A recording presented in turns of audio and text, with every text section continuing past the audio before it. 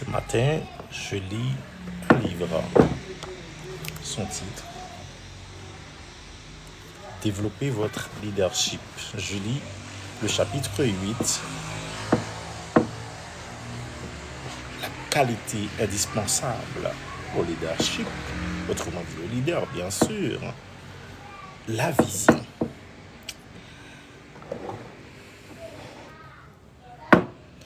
Dans son livre intitulé The Servant as Leader, Robert K. Greenleaf écrit: la prévision est le rôle du leader. Dès qu'il cesse de jouer ce rôle et que les événements commencent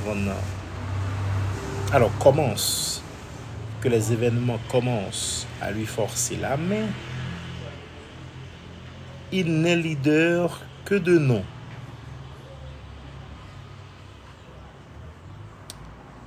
Il ne dirige pas. Il réagit aux événements immédiats et il ne sera probablement plus un leader avant longtemps.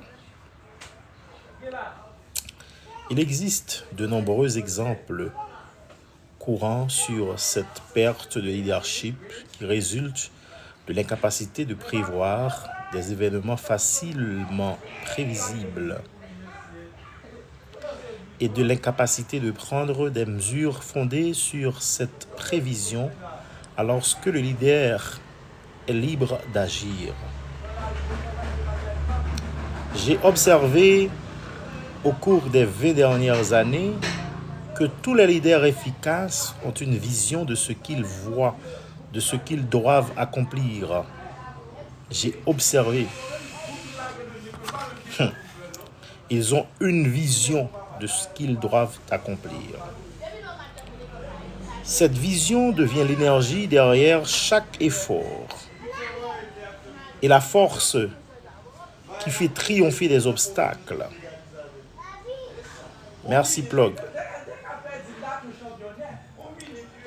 Animé d'une vision, le leader part en mission et son esprit contagieux s'empare de la foule jusqu'à ce que d'autres commencent à marcher à ses côtés. La réalisation du rêve exige comme condition essentielle l'unité. La réalisation du rêve exige comme condition essentielle l'unité. Pour atteindre le but, on consacre joyeusement de longues heures de travail. Les droits individuels sont mis de côté parce que le tout est plus important que ses parties. Le temps passe, le moral monte en flèche, des histoires héroïques sont transmises de bouche à l'oreille et l'engagement sert de mot de passe. Pourquoi? Parce que le leader a une vision. Merci, Plug, la belle Rosie. Si l'on voulait retirer du paragraphe précédent la stimulation, elle est contenue bien sûr dans un seul mot. Désolé. La vision. Sans elle, l'énergie diminue. On rate les échéances. Les préoccupations personnelles commencent à émerger. La production tombe et les gens s'éparpillent. Mon l'air. On demande à Helen Keller: n'y a-t-il rien de pire que d'être né aveugle? Une grande question. Elle répondit: c'est d'avoir des yeux, mais d'être incapable de voir. C'est un bon livre, ça. Développer votre leadership. Waouh. On a posé à Hélène Keller cette question pour lui dire, est-ce qu'il existe quelque chose pire que d'être né aveugle? Elle a répondu, c'est d'avoir des yeux, mais d'être incapable de voir. Je vous rappelle qu'on lit le chapitre 8 de ce livre-là, Développer votre leadership de John C. Maxwell. Eh bien, ce chapitre a pour titre l'élément essentiel, la qualité indispensable au leadership, la vision. La vision est une qualité indispensable au leadership. Et Hélène Keller a dit que c'est pire d'être né aveugle lorsque quelqu'un a des yeux et ne voit pas. C'est-à-dire ces gens-là sont incapables de voir. Malheureusement, trop de gens sont promus à des postes de leadership sans avoir de vision pour l'organisation qu'ils dirigeront. Tous les grands leaders possèdent deux particularités. Ils savent où ils vont et ils sont capables de persuader les autres de les suivre. Cela me fait penser à cette affiche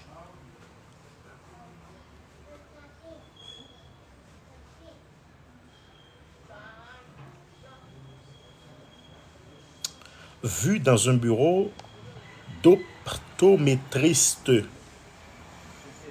Si vous ne voyez pas ce que vous voulez, vous êtes au bon endroit.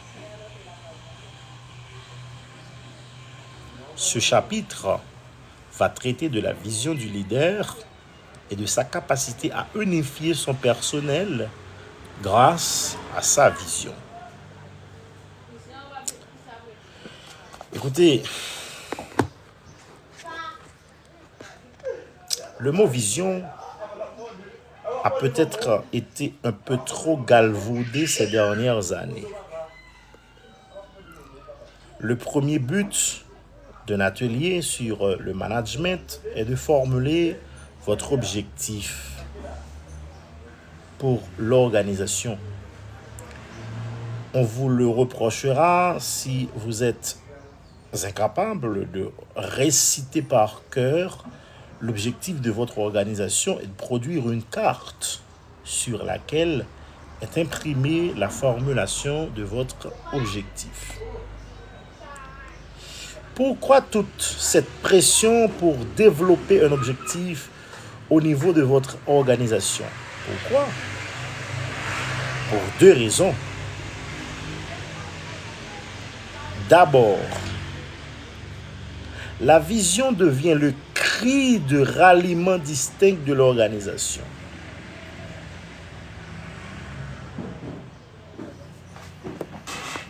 La vision devient le cri de ralliement de l'organisation. La vision devient le cri de ralliement de votre organisation.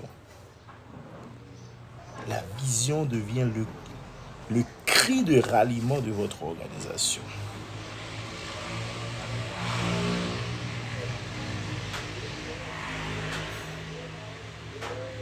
Important. Cri de ralliement de l'organisation. Cri de ralliement distinct de l'organisation. Voilà. C'est d'affirmer haut et fort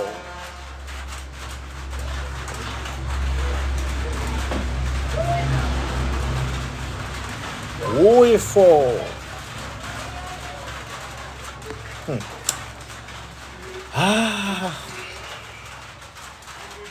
Développer votre leadership, chapitre 8, John C. Maxwell. C'est d'affirmer haut et fort que dans un marché compétitif, vous détenez un créneau important parmi toutes les voix qui interpellent les clients, c'est votre raison d'être. Deuxièmement, la vision devient le nouvel outil de contrôle qui remplace les 1000 pages du manuel trop vague et qui réprime l'initiative. À une époque où la décentralisation jusqu'à la ligne de front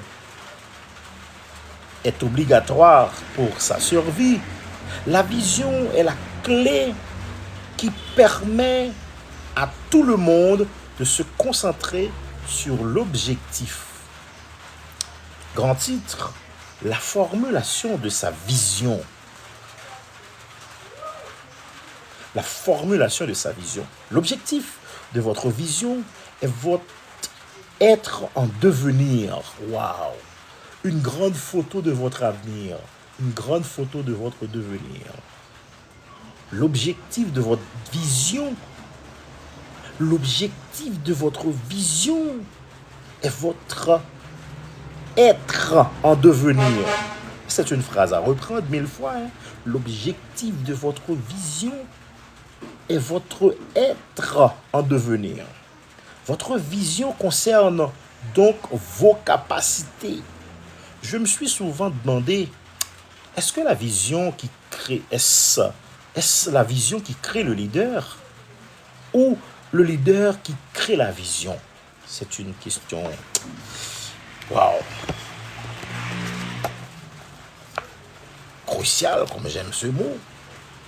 Je crois que la vision vient en premier. J'ai connu plusieurs leaders qui ont perdu leur vision et, par conséquent, ont perdu leur pouvoir de leadership. Les gens imitent ce qu'ils voient. C'est le plus grand principe de motivation au monde. Le centre Stanford Research affirme que 99% de ce que nous apprenons est de source visuelle. 10% de source auditive.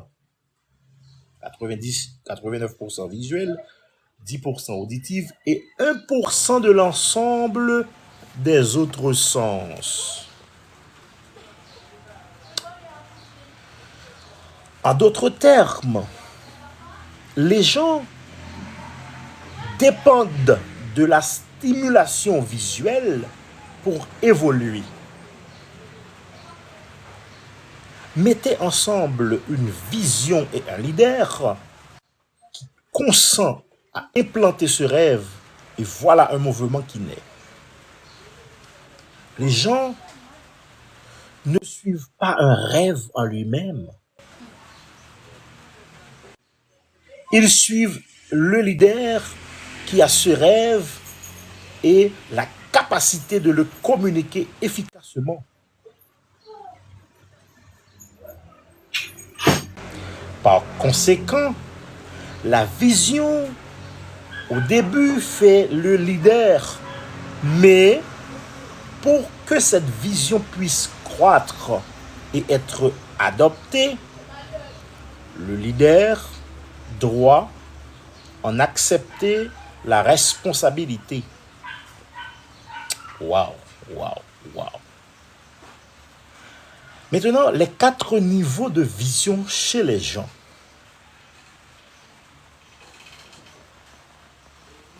On prend une transition. Les 4 niveaux de vision chez les gens. Bah, mais comment c'est pour ça?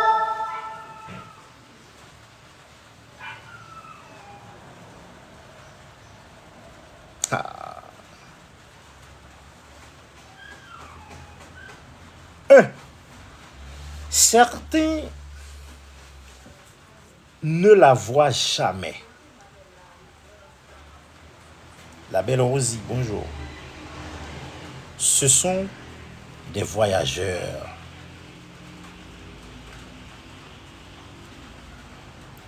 2. Certains la voient, mais ne la poursuivent jamais d'eux-mêmes. Ce sont des fidèles.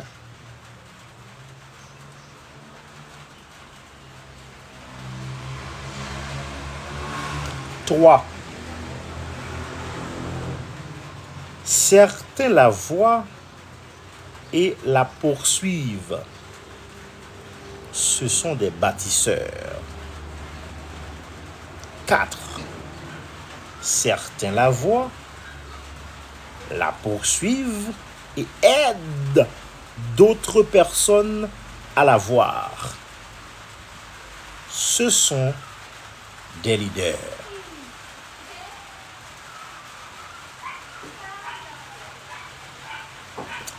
Hubert H. Humphrey représente un exemple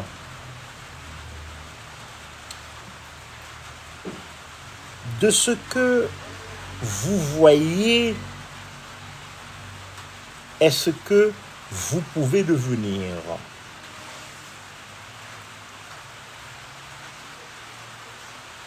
Ce que vous voyez est ce que vous pouvez devenir. Durant un voyage à Washington en 1935, il écrivit dans une lettre à son épouse ces paroles.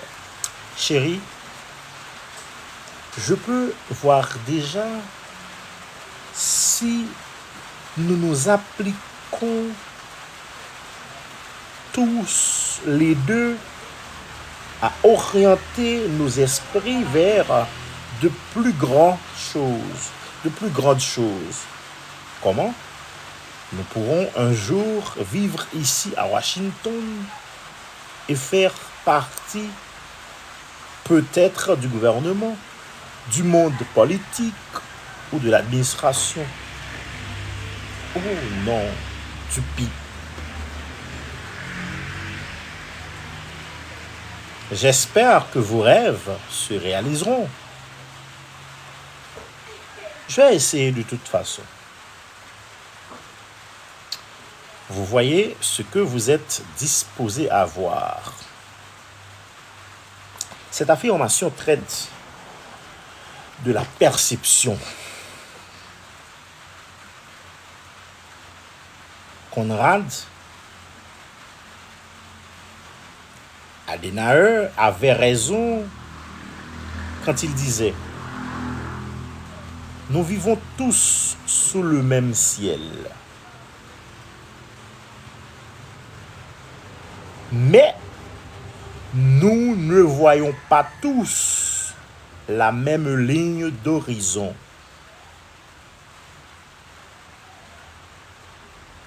Le génie de l'automobile, Henry Ford, arriva un jour avec un plan révolutionnaire pour un nouveau type de moteur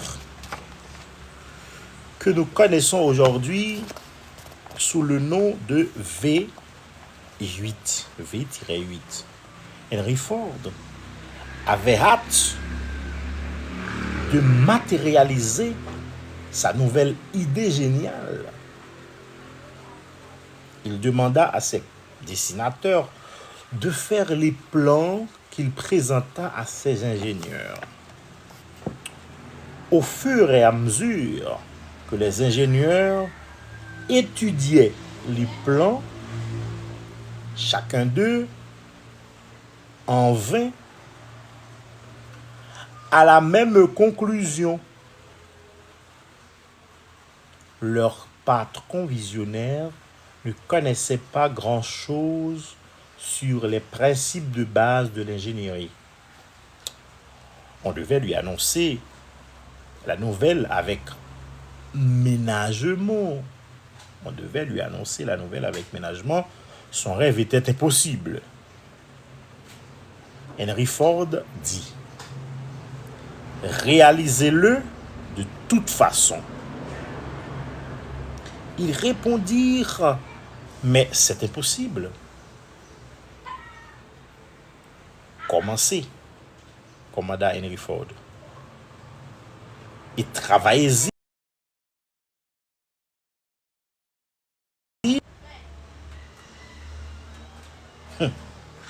jusqu'à ce que. Travaillez-y jusqu'à ce que vous réussissiez. Peu importe combien il vous faudra de temps. Pendant 6 mois, ils se demandèrent, ils se démenèrent avec les plans et les croquis. Rien. 6 autres mois passèrent, toujours aucun résultat. Aucun résultat. À la fin de l'année, V8. Henry Ford et ses ingénieurs vivaient sous le même ciel, mais ils ne voyaient pas la même ligne d'horizon. Dans son roman intitulé A Savior for All Seasons, William Barker raconte l'histoire d'un évêque originaire de la côte Est qui visita, il y a plusieurs années, un petit collège religieux du Midwest. Il séjourna dans la résidence du directeur, lequel était également professeur de physique et de chimie. Après le repas du soir, l'évêque déclara que le millénium, un millénaire du Messie, n'était plus très loin, puisque presque tout sur la nature avait été découvert et que toutes les inventions avaient été réalisées. Le jeune directeur émit publiquement, alors poliment, son désaccord et dit qu'il croyait que de nombreuses autres découvertes étaient encore à venir. Lorsque l'évêque, en colère, défia le directeur de nommer une seule de ses interventions, le directeur répondit qu'il était certain que dans moins de 50 ans, les hommes pourraient voler.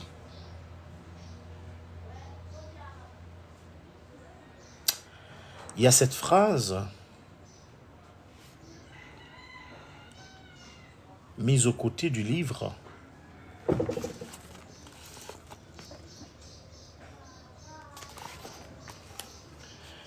Les leaders ne peuvent jamais conduire leurs fidèles plus loin qu'eux-mêmes sont allés.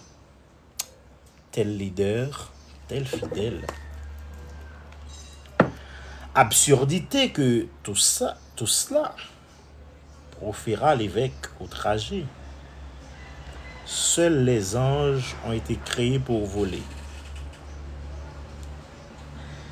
Au côté, on a mis cette phrase: Dieu m'a fait cadeau de mon potentiel. En retour, je fais cadeau à Dieu des réalisations de mon potentiel.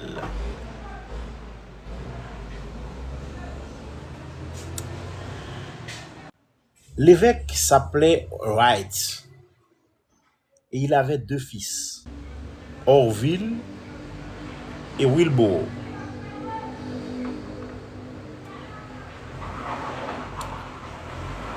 Qui prouverait que leur vision surpassait celle de leur père.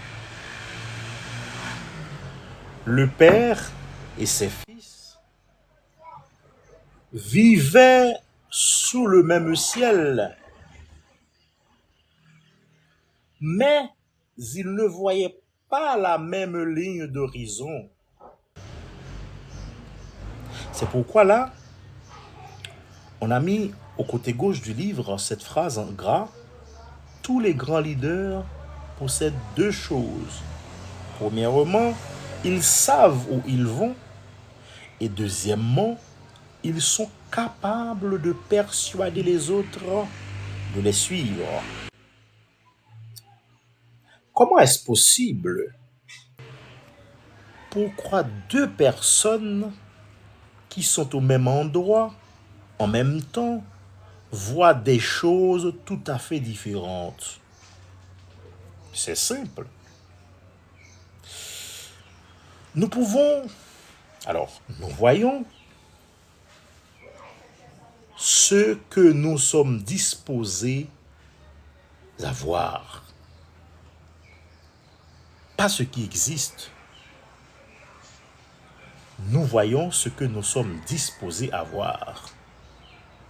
Tout leader compétent comprend ce phénomène humain et se pose ces trois questions. 1. Quelles sont les prescriptions? Quelles sont les perceptions des autres? Ça mon là. Pourquoi sont-elles ainsi? Et comment puis-je modifier leur perception? Voilà. Vous récoltez les fruits de votre vision. Troisième sous-titre. L'histoire suivante est tirée du livre de Louis Palot intitulé Dream Great Dreams, 1984, Monota Press. Songez comme une gorgée de Coca-Cola placée, glacée, peut-être rafraîchissante et agréable lors d'un après-midi d'été brûlant. Pensez à cela. Eh bien, des centaines de millions de gens dans le monde ont savouré cette expérience grâce à la vision de Robert Woodruff. Durant son mandat comme président de Coca-Cola, là je parle de 1923-1955, Robert Woodruff déclara audacieusement, nous ferons en sorte que chaque soldat paie sa bouteille de Coca-Cola 0,05 $, où qu'il soit, et peu importe le prix de nos efforts. À la fin de la Deuxième Guerre mondiale, Robert Woodruff déclara qu'avant sa mort, chaque être sur Terre aurait goûté à son Coca-Cola. Waouh! La vision! Robert Woodruff était un homme de vision. Grâce à une planification soignée et à beaucoup de ténacité, Robert Woodruff et ses collègues atteignirent leur génération à l'échelle mondiale avec un Coca-Cola.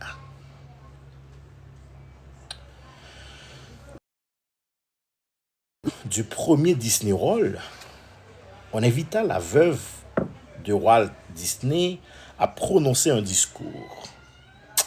Cette histoire est inspirante. Elle fut présentée par un homme qui dit « Madame Disney, j'aurais tant aimé que Walt puisse voir sa création. » Elle se leva et dit « Il l'a vu. Il l'a vu. » Et elle se rassit. Waouh!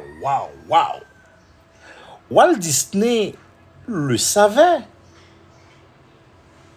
Robert Woodruff le savait. Les grands leaders le savent. Vous récoltez les fruits de votre vision. Waouh! Avant de poursuivre sur le mérite personnel de la vision, je me sens obligé de poser cette question. Est-ce que mon rêve va changer le monde dans lequel je vis? Est-ce que mon rêve va changer le monde dans lequel je vis? Dans son ouvrage intitulé Increasing Your Leadership Confidence, Bob Biel affirme: rappelez-vous la différence entre la mentalité de gagnant et celle d'un perdant. Les gagnants se concentrent sur l'objectif de gagner beaucoup, pas seulement sur le fait de gagner, mais celui de gagner gros. Wow, big dream. Dream big. Par contre, à l'opposé, les perdants ne se concentrent pas sur l'objectif de perdre. Ils ne cherchent qu'à s'en tirer. Waouh, waouh, waouh, waouh, waouh. Autrement dit, il y a une grande différence entre jouer pour gagner et jouer pour ne pas perdre. Waouh, waouh, waouh, waouh, waouh, waouh, waouh. Waouh. Demandez-vous sans cesse, mon frère, ma soeur, la survie, la réussite ou le sens? Waouh, waouh, waouh. La survie, la réussite ou le sens? Êtes-vous en train de vous battre pour survivre? Rêvez-vous au succès? Waouh!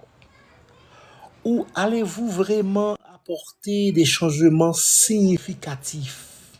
Waouh! Significatifs. Waouh, waouh, waouh, waouh, waouh, waouh.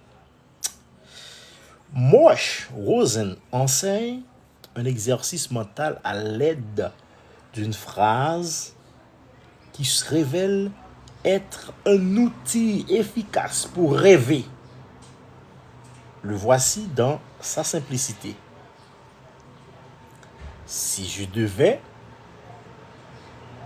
à compléter, je voudrais, à compléter. Si votre désir se réalisait, du temps en abondance, de l'argent en abondance, toutes les ressources que vous pourriez souhaiter, que feriez-vous? Waouh, waouh, waouh, waouh, waouh. Si vous aviez le temps, l'argent nécessaire, toutes les ressources désirées, que feriez-vous? Waouh! Waouh! Votre réponse est votre rêve. Voilà! Voilà! Votre réponse est votre rêve. Si vous aviez eu le temps, l'argent, les ressources nécessaires, que feriez-vous? Fermez vos yeux. Imaginez si vous aviez eu l'argent nécessaire, le temps nécessaire, les ressources nécessaires. Que feriez-vous? Et puis le livre dit là, la réponse que vous allez trouver, la réponse que vous trouvez, votre réponse est votre rêve. Voilà. Accordez-lui de la valeur. Un jour, Lucie et Linus voulurent se partager la fourchette d'une volaille soudure des deux clavicules de l'oiseau. Cet os sur lequel deux personnes tirent chacune de leur côté pour réaliser un vœu. Lucie expliqua à Linus que s'il lui restait encore les doigts, la plus grosse moitié de l'os, son rêve allait se réaliser. Linus demanda, mais est-ce que je dois dire à voix haute mon vœu? Bien sûr, bien sûr. Eh bien, si tu ne le dis pas à voix haute, il ne se réalisera pas, répondit Lucie. Alors Lucie commença à formuler son vœu. La première, elle dit, je souhaite avoir 4 chandails neufs, une nouvelle bicyclette, une nouvelle paire de patins, une nouvelle robe et 100 $. Puis ce fut au tour de Linus de faire son vœu. Je souhaite que tous mes amis vivent longtemps. Je souhaite la paix dans le monde. Je souhaite de grandes découvertes. Waouh, waouh, waouh. Développer votre leadership. Nous sommes au chapitre 8. Waouh, la vision. Waouh, waouh, John C. Maxwell. Waouh, waouh, pasteur américain. Waouh, waouh, développer votre leadership. Alors je souhaite la paix dans le monde. Je souhaite de grandes découvertes dans la recherche médicale. C'est alors que Lucie s'empara de l'os et le jeta au loin. Elle dit, Linus, voilà le problème avec toi. Tu es toujours en train de tout gâcher. Alors, le mérite personnel d'une vision. Le mérite personnel d'une vision. Comme pour évaluer une vision.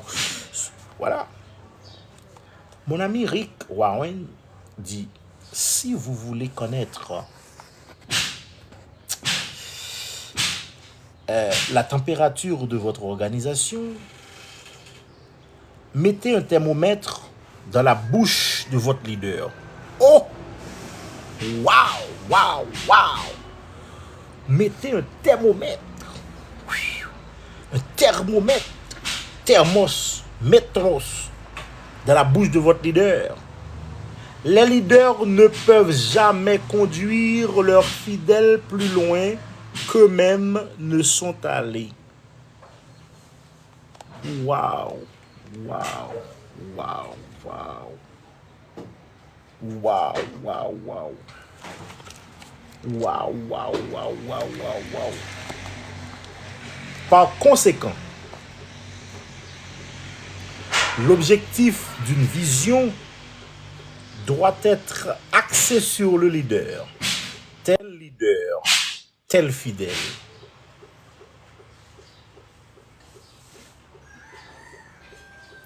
Les fidèles découvrent le leader et ensuite sa vision. Alors les leaders découvrent leur vision et ensuite leurs fidèles. Waouh, waouh, waouh, waouh, waouh, waouh, waouh. Je vous montre encore le livre. Développer votre leadership de John C. Maxwell. Nous lisons le chapitre 8 sur la vision, la qualité essentielle à tout leader. La qualité indispensable au leadership, la vision. Waouh! Développer votre leadership. Waouh, waouh, waouh, waouh, waouh, waouh, waouh. Maintenant, on me pose de nombreuses questions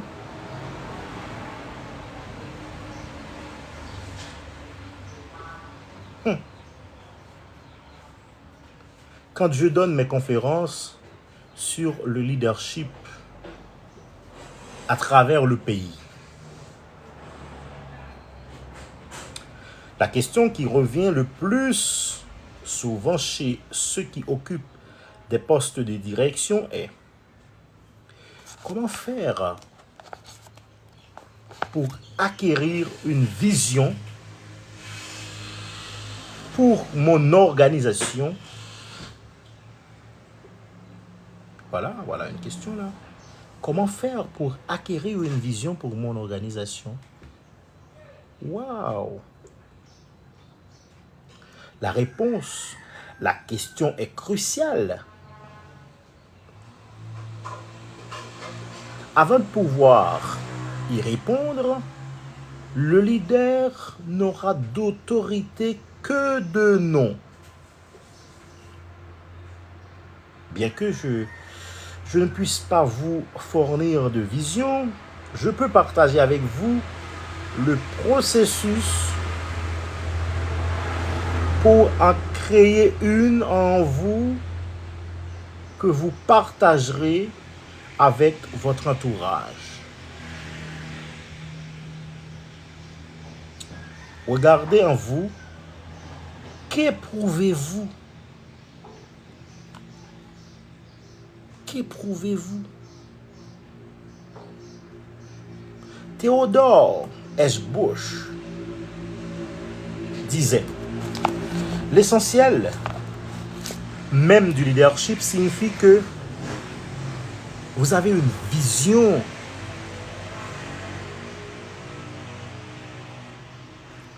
Votre vision doit être articulée